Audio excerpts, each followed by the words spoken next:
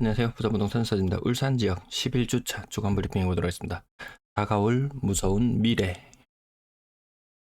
자, 대우건설 손절했죠. 440억 정도 손해를 감수했다는 뉴스 아직도 한 번씩 이야기가 나오고 있습니다. 이거 사업 그대로 진행했으면 1,000억 이상의 손해를 봤을지도 모른다.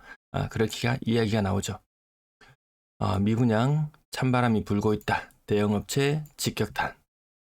힐스테이트 문수로 센트럴 555가구 모집에 42명만 지원했다. 다른 곳도 다 마찬가지입니다. 근래 분위기가 좀 상대적으로 괜찮았던 대전과 울산. 울산은 대전은 다시 무너지고 있고요. 울산은 그나마 좀 버티고 있는 형국인데요. 대전은 왜 이렇게 잘 버티나 했더니만 공급 물량이 굉장했습니다. 울산도 알고 보니까 23년 끝자락부터 시작해서 엄청나게 많은 분양이 줄을 서서 기다리고 있었네요. 그러면 그 결과는 어떠했는지 한번 살펴보시면 이 편한 세상, 이 경쟁률 한 10대 1 정도는 나와야지 지금 같은 시장 분위기에서는 완판이 가능하다고 하는데요. 어림도 없죠. 네. 더폴 울산 신정 167가구 모집에 3가구 지원. 힐스테이트 문수로 센트럴 555가구 모집에 52가구 접수. 그럼 이거 52가구 다 청약하지 이거 하지도 않습니다. 나머지들도 이렇게 한 번씩 청약 홈사이트에 가셔서 한번 체크해 보시면은 썩 상황이 좋지 않구나. 현재 아파트 가격은 좀 버틸지언정 좋지 않구나. 그럼 좀 버틸 수 있는 배경에는 뭐가 있나요? 지금 현재 입주 물량이나 이런 것들이 좀 적다. 이런 이야기인데요. 과연 적은지 한번 체크도 한번 해볼게요. 지금 대구, 부산 아니면 전국적인 분위기는 이쪽입니다. 5국면 초입으로 지금 진단을 하고 있습니다. 이거 제가 22년도에 만든 자료거든요. 24년 현재까지 계속 똑같은 자료를 활용하고 있습니다. 울산은 가격이 일부 좀 오르는 모습을 보면서 마치 1국면인 것처럼 착각하게 만듭니다. 하지만 아니다. 지금 다른 지역이 요 분위기입니다. 가격은 빠지고 거래량은 일부 조금 늘어나는 그런 모양. 울산의 혼인 건수를 한번 체크해 볼게요. 그 입주 물량이 24년, 25년 합쳐서 7,100가구 정도 되거든요. 그럼 저는 요 근래 들어서 적정한 공급 물량이 어느 정도인가 이야기했을 때 혼인 건수하고 좀 비슷한 것 같아요. 그래서 울산의 혼인 건수를 찾아봤습니다. 10년 전에 8,000건 결혼했대요. 지금은 46.5% 수준, 4,200건 정도 혼인 건수. 24년도에 4,200건, 25년도에 4,200건, 그러면 8,400건 정도 되죠. 그러면 이거하고 적정 물량하고 좀 비슷하다고 본다면 7,100가구 누군가는 옛날 방식으로 하면 이렇죠. 110만 가구니까 1년에 5,500개가 필요하겠다. 그러면 2년 동안 하면 11,000개나 필요한데 7,100개밖에 안 하니까 입주 물량이 부족하다 이렇게 이야기할 수도 있는데 본인 건수와 견져보면 별반 차이 없죠. 예, 입주 물량 부족해서 가격이 오른다 그런 이야기는 안 해도 될 것 같습니다. 울산 출생아수 요게 혼인 건수하고 또 비슷하게 같이 놉니다. 근래 들어서 보십시오. 2016년도에 출생아수가 11,000명입니다. 11,000명. 혼인 건수도 대략 10,000건 정도 된다고 보면 얼추 비슷하거든요. 자, 근래 들어서 출생아수가 반토막 났습니다. 이거 더 줄어드는 추세입니다. 지금 현재 5,100명 수준의 출생아수를 계속 유지한다 손 치면은 어떤가요? 초등학생 수 한번 비교해 볼까요? 올해는 충격이 좀 덜합니다. 24년도에는 초등학생 수가 한 500명밖에 안 줄어들어요. 내년부터는 본격적인 충격이 옵니다. 학생 수, 초등학생 수 2,000명 줄어들어요. 25년도 되면. 26년도 되면 초등학생 수가 4,000명 줄어들고요.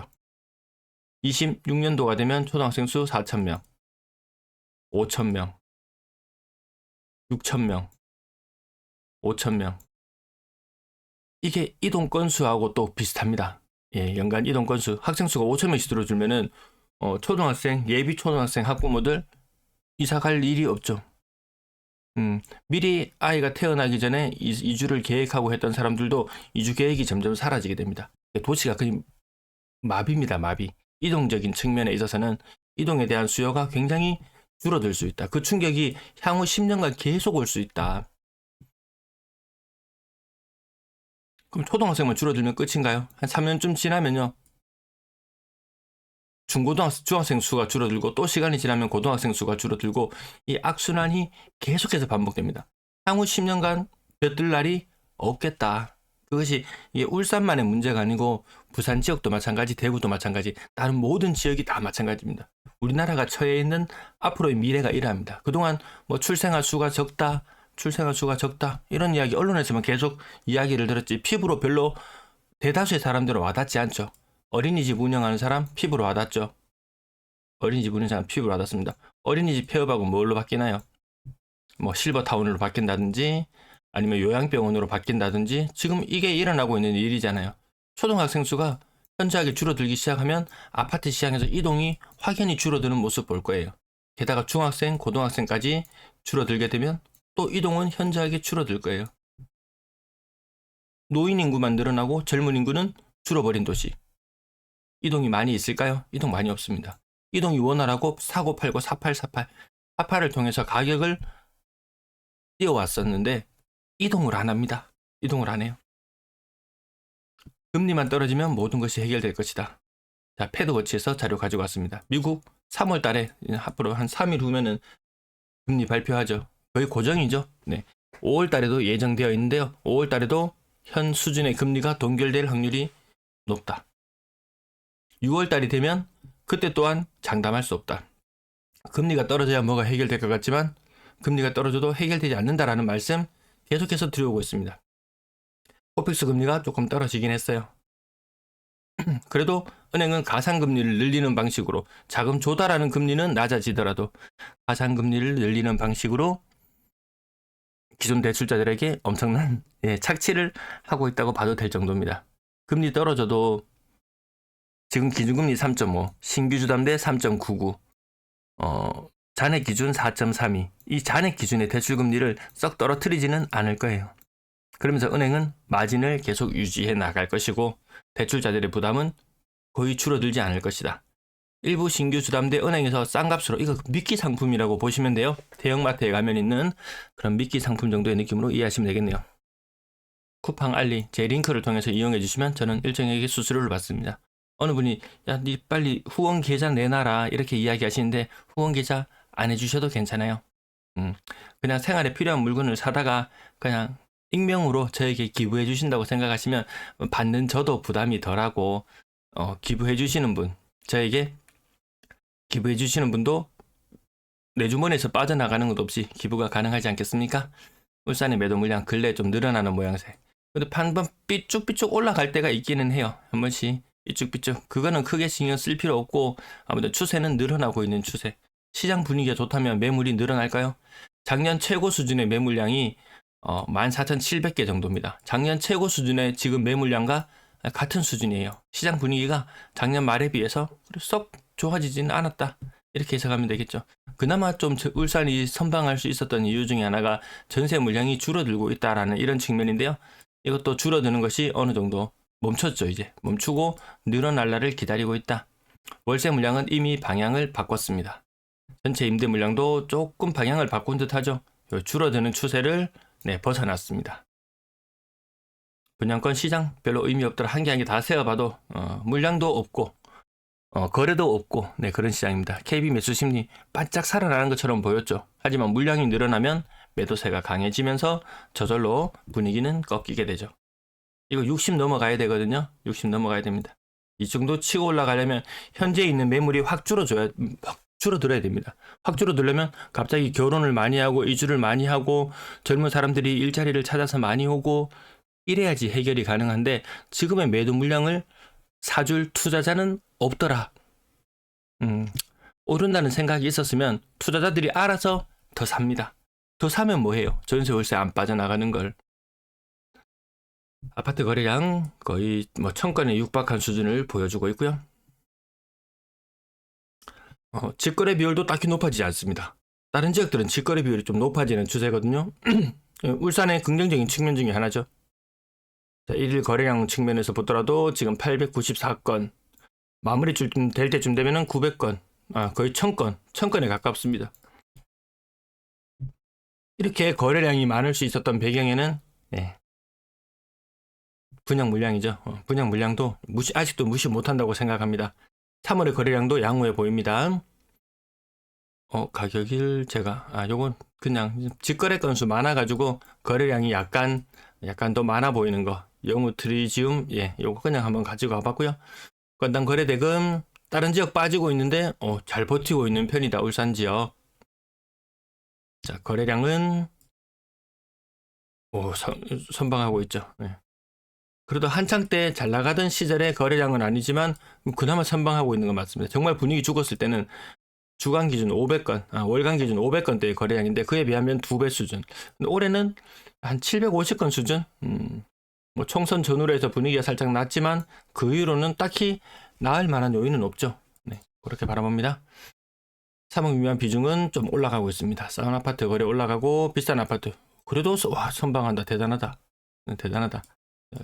좀 줄어들고 있는 분위기 약간 바뀐 건 느껴지시죠? 자, 구분별 거래량도 한번 살펴보시고요. 매매 가격 잠깐만 볼게요. 3월 16일자 실거래 이전 가격과 비교해보면 거의 뭐 비슷한 모습을 보여준다. 비슷한 모습을 보여준다는 것만 해도 좀 대단하다는 느낌은 들거든요. 네. 고점 대비 많이 빠질 때 울산 지역도 이렇게 막 35% 가까이 하락하는 것들 굉장히 많이 나왔었죠. 지금은 그렇게 많이 나오지 않는다. 하지만 가격 3억 이하로 내려오면 30% 이상 하락하는 것들 32%, 32%, 40%, 33%, 53%, 30%, 30 가격 아래쪽 하단 쪽이 확연히 무너지는 느낌 드시죠? 네, 거래량 하루만 더 볼게요.